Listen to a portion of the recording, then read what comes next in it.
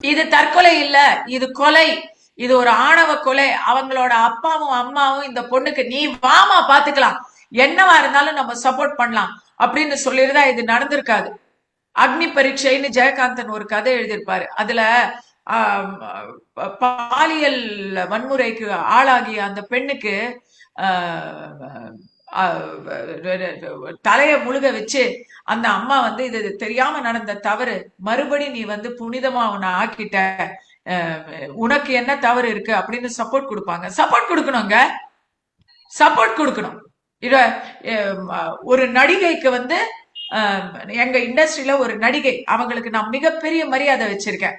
அவங்க வந்து ஒரு கூட்டு பலாத்காரத்துக்கு உள்ளாயிட்டாங்க. அவங்க என்ன, அவங்க அவங்க ஊருக்கே தெரிஞ்ச முகம். அவங்களுக்கு வந்து ஒரு அருமையான ஒரு கணவர் இன்னைக்கு அமைஞ்சிருக்காரு. உடல்ல அங்க இருக்கு கருப்பு, உள்ளத்துல இருக்குங்க. இத இத இப்பெல்லாம் சினிமால கூட வந்து ரேப் ஆயிட்டா உடனே அவங்க வந்து ரேபிஸ்டே போய் கல்யாணம் பண்ணிக்கணும் அப்படி பண்ற 10ஆம் பசலித்தனமான படம் எல்லாம் இப்ப யாரும் எடுக்கிறது இல்லையே. வாழ்ந்து காட்டணும் அப்படின்னு தானே எடுக்கிறாங்க.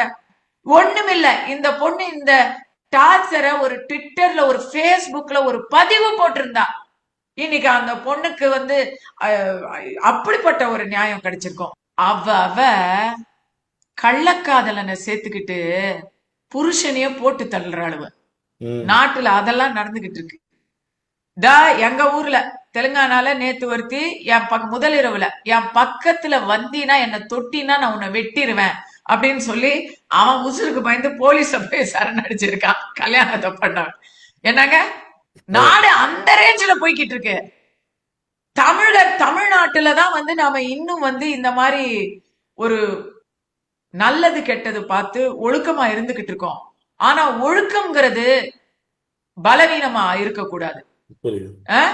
இந்த நாய்க்கு எதுக்கு ஒழுக்கம்? இந்த நாயை உதைச்சிருக்க வேண்டாமா? தற்கொலை பண்ணிக்காதீங்க. உங்களுக்கு யாருக்காச்சும் தற்கொலை எண்ணம் வந்துச்சுன்னா என்கிட்ட கேளுங்க.